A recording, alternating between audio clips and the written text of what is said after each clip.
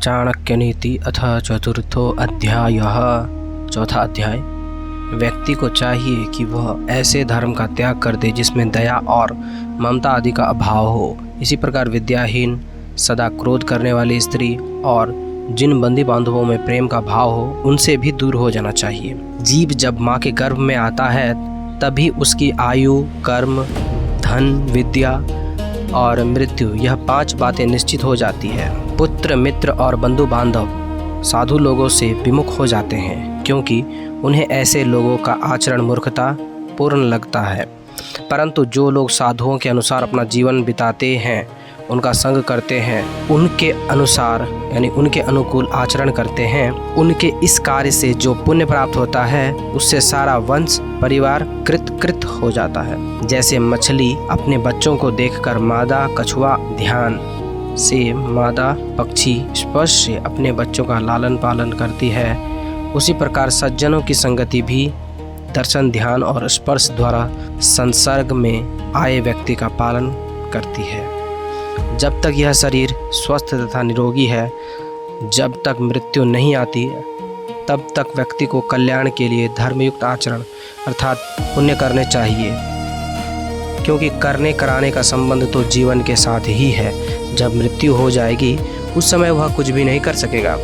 विद्या में कामधेनु का गुण होते हैं, जिससे असमय में ही फलों की प्राप्ति होती है।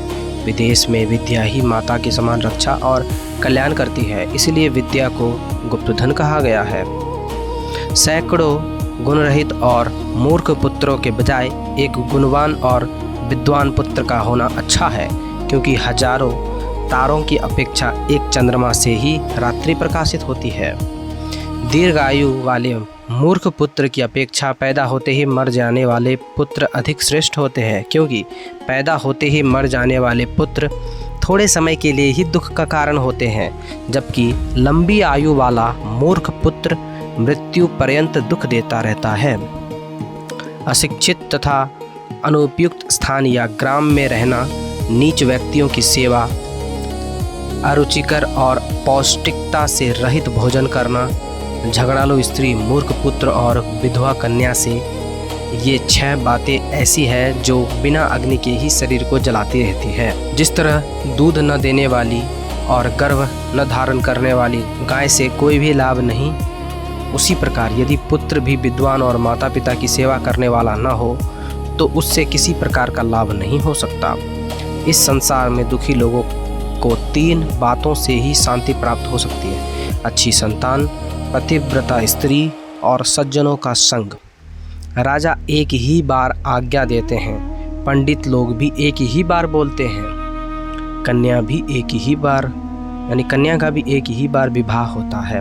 तप अथवा किसी प्रकार की साधना का कार्य एक अकेले व्यक्ति ही अच्छा करता है। यद्यपि 2 छात्र मिलकर पढ़े तो अध्ययन अच्छा रहता है, और गाने के लिए यदि 3 व्यक्ति मिलकर अभ्यास करें तो अच्छा रहता है। इसी प्रकार यदि यात्रा आदि पर जाना हो तो कम से कम 4 व्यक्तियों को जाना चाहिए। खेती आदि कार्य ठीक से कर चलाने के लिए 5 व्यक्तियों की आवश्यकता होती है, जबकि युद्ध में यह संख्या जितनी हो उतना अच्छा है। पति के लिए वही पत्नी उपयुक्त होती है जो मन, वचन और कर्म से एक जैसी हो, अपने कार्य में निपुण हो, उनके साथ ही वह अपने पति से प्रेम रखने वाली तथा सत्य बोलने वाली होनी चाहिए। ऐसी स्त्री को ही श्रेष्ठ पत्नी माना जाता है। जिस घर में बेटा नहीं होता वह घर शून्य माना जाता है। जिसके कोई बंधु बांधव नहीं होते उसके लिए सारी दिशाएं, सारी संसार ही शून्य होता है। मूर्ख व्यक्ति का हृदय शून्य होता है और दरिद्र व्यक्ति के लिए तो सभी कुछ शून्य है। अभ्यास के बिना शास्त्र विष होता है। अजीर्ण अर्थात भोजन के ठीक से पचे बिना फिर भोजन करना विष के समान होता है। निर्धन और दरिद्र व्यक्ति के लिए समाज में रहना विष के समान होता है। बूढ़े पुरुष के लिए युवती विष के समान होती है। मनुष्यों को निरंतर अभ्यास के द्वारा शास्त्र प्राप्त करना चाहिए। व्यक्ति को चाहिए कि वह ऐसे धर्म का त्याग कर दे जिसमें दया और ममता आदि का अभाव हो। इसी प्रकार विद्या से हीन गुरु का भी त्याग कर देना चाहिए। सदा क्रोध करने वाली स्त्री का त्याग करना श्रेयस्कर है और जिन बंधु बांधवों में प्रेम अथवा स्नेह का अभाव हो उसका भी त्याग कर देना चाहिए। जो मनुष्य अधिक पैदल चलता है अथवा यात्रा में रहता है वह जल्दी बूढ़ा हो जाता है। यदि घोड़े को हर बार बांध कर रखा जाएगा तो वे जल्द ही बूढ़े हो जाता है। स्त्रियों से यदि भोग न किया जाए तो वह जल्दी बूढ़ी हो जाती है। इसी प्रकार मनुष्य के कपड़े धूप के कारण जल्दी फट जाते हैं, अर्थात धूप उन्हें बूढ़ा कर देती है। समझदार व्यक्ति को चाहिए कि इन बातों के संबंध में सदैव सोचता रहे, जैसे कि मेरा समय कैसा है, मेरे मित्र कितने हैं, जिस स्थान पर रहता हूँ वह कैसा है, मेरी आय और मेरी व्यय कितनी है, मैं कौन हूँ, मेरी शक्ति क्या है, अर्थात मैं क्या करने में समर्थ हूँ। जन्म देने वाला, यज्ञोपवीत कराने वाला गुरु, विद्या दान देने वाला अध्यापक, अन्न देने वाला और भय से मुक्त कराने वाला, ये 5 व्यक्ति पितर माने गए हैं।